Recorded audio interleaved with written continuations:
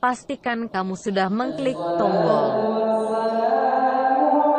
like, subscribe, lonceng, dan share ke teman-teman.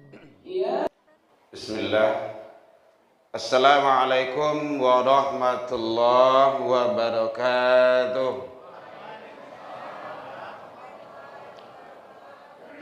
Alhamdulillahilladzi anzilal Qur'an hudan linnas wa bayyinatin minal huda wal furqan. Ashhadu an la ilaha illallah wahdahu la syarikalah wa ashhadu anna Muhammadan abduhu wa rasuluh sallallahu alaihi wasallam la nabiyya ba'da amma ba'd. Seluruh puji dan syukur tiada henti selalu kita ucapkan kehadiran Allah Subhanahu wa taala. Alhamdulillah, Allah masih memberikan ke kita umur panjang, badan sehat, waktu luang ada untuk ibadah, dan kita masih istiqomah. Alhamdulillah. Sehingga dengan semua nikmat karunia yang Allah titipkan untuk sementara waktu bagi kita, kita masih manfaatkan sebaik-baiknya agar kita selalu menjadi hamba yang bersyukur di sisi Allah hendaknya. Selawat dan salam ke Nabi Muhammad sallallahu alaihi wasallam. Allahumma salli ala Muhammad wa ala ali Muhammad. Bapak Ibu pengurus Masjid Raya Balai Baru yang hadir, yang sama kita hormati, Bapak Ibu tokoh masyarakat, tokoh agama, tokoh pendidikan, hadirin kaum muslimin yang tidak bisa kita sebutkan satu persatu, anak-anak kita yang sama kita sayangi, imam-imam kita yang sama kita muliakan. Semoga beliau tetap panjang umur, badan sehat, dan selalu dalam ridho Allah Subhanahu wa taala. Lai terdengar belakang Bu? Lai. Ini pengkajian malam kini agak khusus. Tema yang dititipkan sama pengurus dan panitia memperbanyak tilawah Al-Quran dan mendalami maknanya. Tidak cukup waktu 10 menit ini Bapak Ibu. Tidak cukup 10 menit. Kalau bisa kurang. Jangan 30 halai. Ibu duduk ambo tagak. Kalau itu meja tidak baik jam-jam mohon. Ya Bu ya. Makasih panitia, bagus, ini sangat penting. Sampai hari kini Bapak Ibu masuk perguruan tinggi Islam pun, masuk perguruan tinggi Islam ada juga yang tidak pandai jual Quran, tidak pandai mengaji, wah cara itu, kamu jadian nanti itu. Jadi makanya selagi anak di TPQ, MDA Bapak Ibu, ajan sampai tidak mengaji lenyo. Berat. Mulai kalau lah selesai SD, lebih parahnya kalau nyolok katam. Banyak ngaji, wala katam pak. Ini sangko katamku sudah tidak perlu ngaji-ngaji ledo. Masya Allah. Atau Bapak Ibu tandai itu kalau ada anak cucu seperti itu, gas langsung, katam-katam marah. Lanjut ngaji sampai gae, sampai mati ngaji terus. Ya, landasannya dalam Al-Quran surah Ali Imran. Kalau anda mencatat silakan catat. Judulnya udah dikasih sama panitia, senam pengurus itu. Perbanyak tilawah Al-Quran dan mendalami maknanya. Tidak dua pembahasan ini. Kalau kuliah lah para SKS kok. Pak. Baca, dalami makna. Ternyata bukan baca saja. Masya Allah, ini pengurus ini cerdas sekali. Bukan hanya membaca, ada tadabbur di situ, mendalami makna. Al-Quran dan dasarnya surah Ali Imran ayat 164. Bismillahirrahmanirrahim. Laqad mannallahu 'alal mu'minin. Sungguh Allah telah benar-benar memberi karunia kepada orang-orang yang beriman. Laqad diawali dengan kata taukid. Taukid itu dalam bahasa Arab penguat. Sungguh. Atau serius tuh. Kalau dalam Al-Ahzab 21 tuh laqad kana lakum fi rasulillahi uswatun hasanah. Jadi kalau ada kata-kata qad berarti itu sungguh, benar-benar iya. Tidak ada bahasa sehebat daripada itu lagi. Sungguh Allah benar-benar telah memberi karunia kepada orang-orang yang beriman. Jadi Allah memberi karunia ke orang yang beriman. Ketika Allah mengutus rasulan min anfusihim. Ini yang pertama. Seorang rasul dari kalangan mereka. Bapak Ibu, dulu sebelum Islam sampai ke kita di Arab itu orang berbahasa Arab di kala itu semuanya. Maka diutuslah seorang rasul dari bangsa Arab itu, dan Al-Quran juga berbahasa Arab. Bahasa Arab ternyata adalah bahasa surga. Kalau ingin cari Bapak Ibu nanti buka saja di Google, nanti Google membaca Al-Quran, bahasa Al-Quran itu bahasa surga itu. Ada jaminan. Makanya guru-guru ngaji, guru-guru agama itu mengajarkan jalan ke surga itu.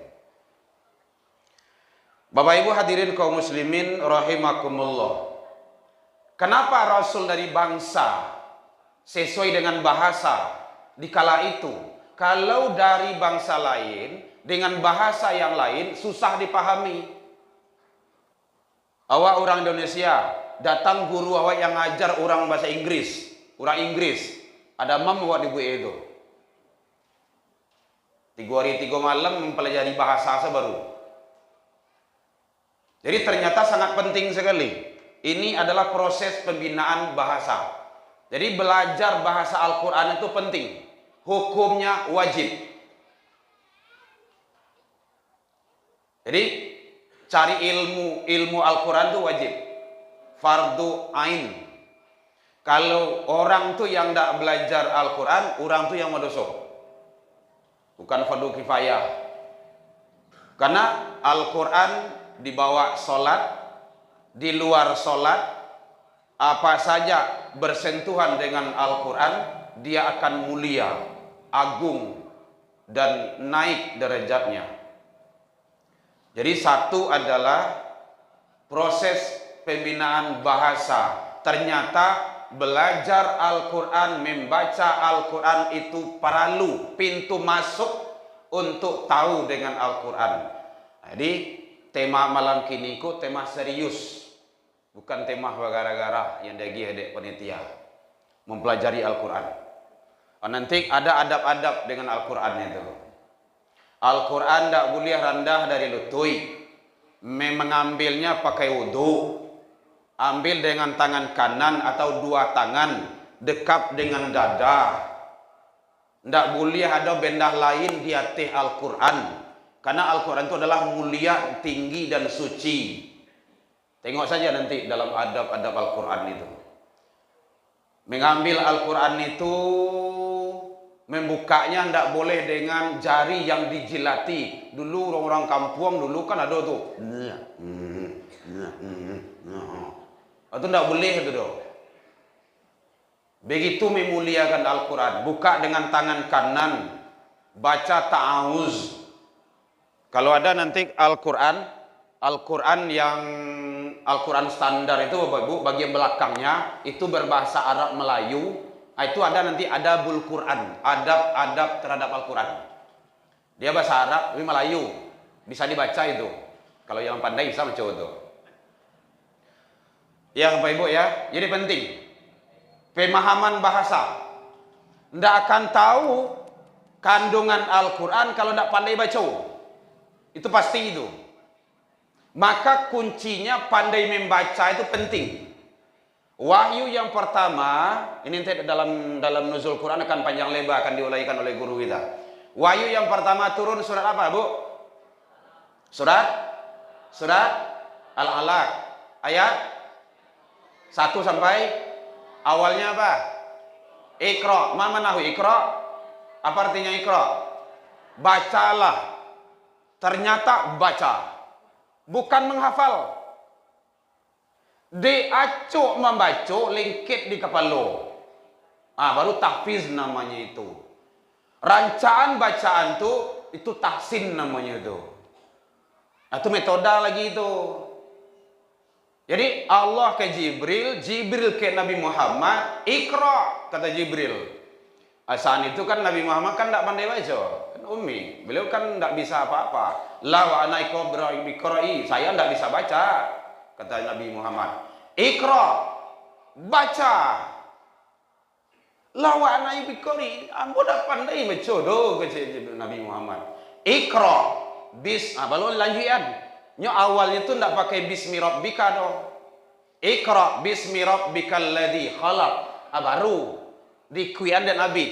Iqra bismi rabbikal ladzi khalaq. Jadi teknis menghafal Bapak Ibu, baca. Yang dibaca itu wajib betul. Kalau tidak batuah perbaiki, tahsin namanya. Membaca itu tadangah di talingo. Nanti otomatis akan ditangkap oleh otak. Kehebatan otak manusia itu lebih hebat daripada mesin fotokopi. Mesin fotokopi asal dimasukin kan keluar langsung tuh. Hebat kan? Mencoro saja. Kalau di kampung aku mencoro saja namanya itu. Yang buat mesin fotokopi itu siapa? Urang kan? Urang lebih santiang daripada itu. Tuh. Tidak ada yang tidak bisa. Jadi teknis menghafal itu Al-Quran itu harus sejajar, jangan di bawah. Jangan di bawah. Kalau di bawah biasanya kau mato, kau manaku, kau benjang lagi bawah. Tidak lama sudah itu, kuat le. Minta menyandah saya, lalu tu mah. Saya 2 ayatnya tu, tak boleh langsung tu. Sejajar.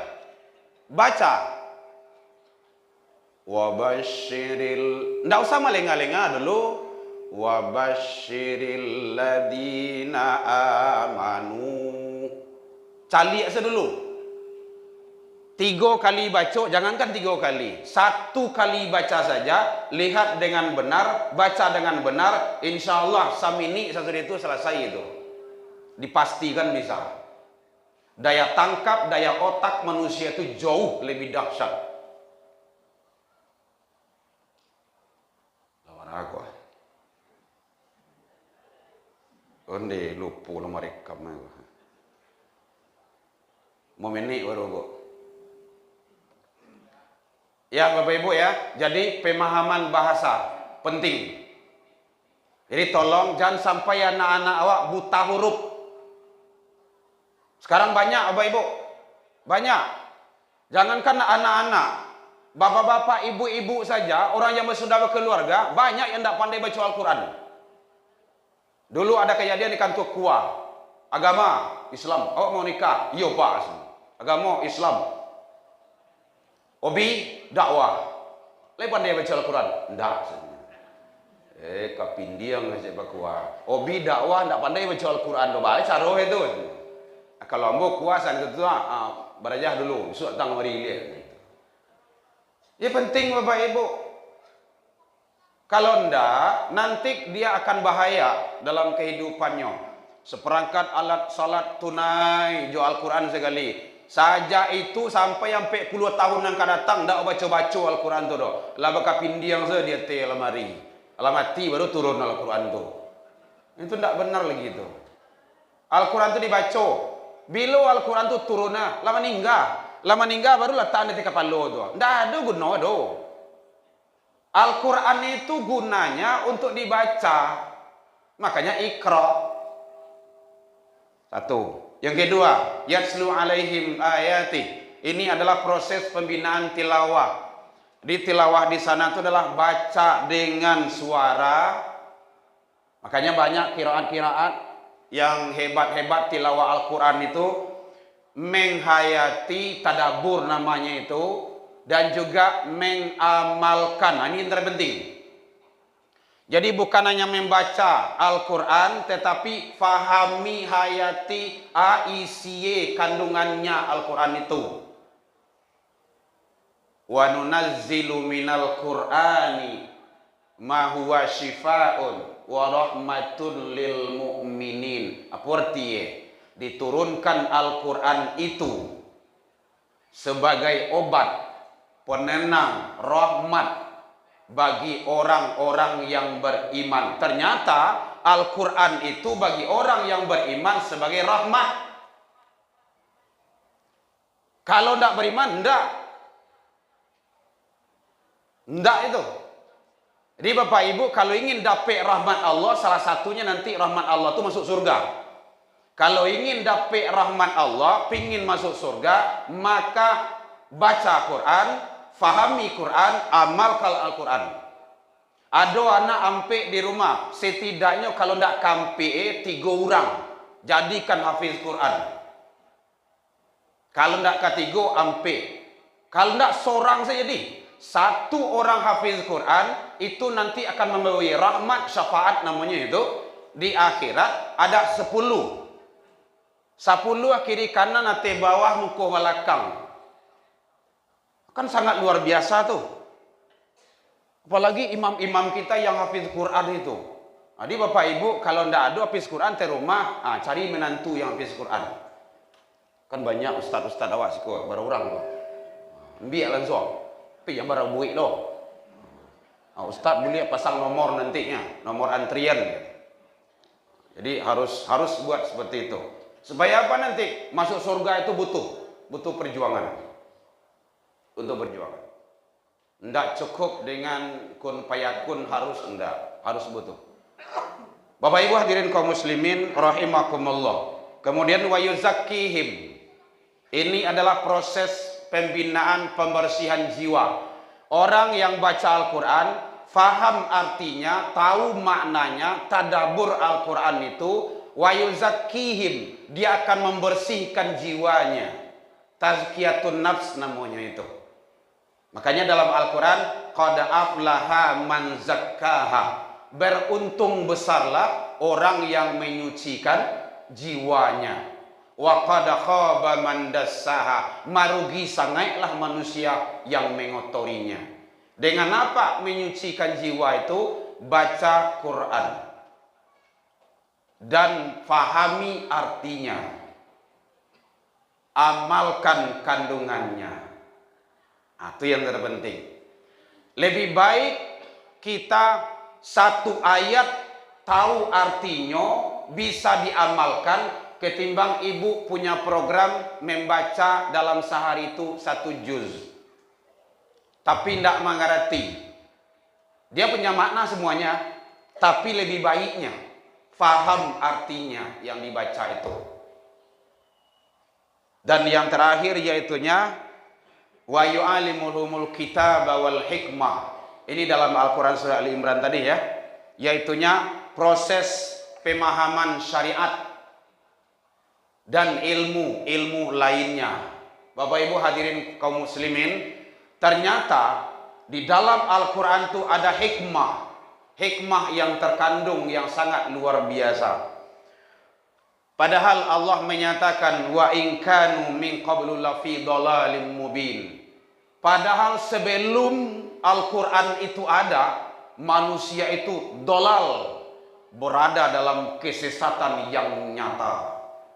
Naudzubillah. Orang yang tidak baca Al-Quran, tidak mengerti Al-Quran, tak mengamalkan Al-Quran, orang tersebut pasti sesat dari Al-Quran. Makanya sebagai umat Islam, awak kalau memang betul-betul menjadikannya, pertanyaan pertama nanti tamasuk Bapak Ibu di akhirat, ma imamuka, ma rabbuka, ma nabiyuka, ma imamuka, siapa imammu, panduan hidupmu siapa? Itulah Al-Quran. Nah, kalau awak tidak tahu jo Al-Quran, tidak pernah baca Al-Quran, tidak pahami artinya, tak mengamalkan Al-Quran, ini kan jauh dari yang kita harapkan. Jadi kalau ingin mendapat syafaat Al-Quran, maka betul-betul kita dengan sungguh-sungguh dengan Al-Quran itu sendiri. Jadi sekali lagi Bapak Ibu, tolong sekali lagi anak-anak awak didik diri kita, didik dengan cara baik dengan Al-Quran. Kini Al-Quran lawannya perkata ada, tafsirnya ada, asbabun nuzulnya ada, lah banyak gini kok. Bapak Ibu yang punya HP Android wajib punya aplikasi Al-Quran. Kalau ndak Bapak Ibu zolim. Lah dia gi HP rancak ada Allah, tapi ndak ada Al-Quran di dalamnya do. Apalagi kalau maksiat saya dibuka. TikTok tiap sepanjang goyang-goyang saya. Buka-buka jilbab saya dalamnya, menonton yang porno saya dalamnya. Nanti akan dihisap tuh lebih parah tuh. Ada kan aplikasi Al-Quran, hadis dan lain-lainnya agar setidaknya itu bisa meringankan di hadapan Allah Subhanahu wa taala. Mudah-mudahan anak-anak kita selalu istiqomah, apalagi siku ada NDTA, suruhnya taruh mengaji supaya anak kita menjadi ahlul Quran bersama kita nantinya di hadapan Allah Subhanahu wa taala. Al-Quran salah satu bisa memberi syafaat atas izin Allah Subhanahu wa taala. Walaupun minkum, ini adalah penampilan saya yang terakhir di sini karena subuh sudah kemarin malam sekarang. Jadi mungkin dalam penyampaian nabo tadi kok kurang lama manihi recik bawang dek kurang alui unu picik dek kurang kuni atau masakan dalam biang mata. Maafkan ambo tentang itu. Lain dimaafkan Bapak Ibu hadirin. Alhamdulillah jauh dari itu kita saling maaf memaafkan. Karena setiap tahun kita ada di sini. Tahun yang akan datang belum tentu dodo. Mana tahun ndak bersobok wak leh. Ya kan umur kok ndak tahu Pak ya. Mungkin Bapak Ibu duluan ambo belakangan. Kan bisa saja. Atau sebaliknya ambo belakangan Bapak Ibu duluan. Kan bisa saja. Oh sama saja ya. Nah ya. Baiklah mudah-mudahan terakhir itu kawan awak sedang baca kak kini Bapak Ibu kita doakan supaya tidak ada imbasnya terhadap Islam lah. Nah gitu, jangan ada imbasnya terhadap Islam. Yang jelas itu adalah sesuatu hal yang urusan mereka. Mudah-mudahan kita doakan saja damai-damai saja. Dan mohon doanya Bapak Ibu, anak-anak kita semoga istiqomah selalu. Ila liqa fastabiqul khairat wabillahi taufiq wal hidayah. Wassalamualaikum warahmatullahi wabarakatuh. Terima kasih kita kepada Ustadz yang telah menyampaikan ceramah pada malam hari ini. Bagi Bapak Ibu yang batal wudhunya dipersilakan untuk mengambil wudhu kembali sebelum tarawih kita mulai. Yang akan mengimami tarawih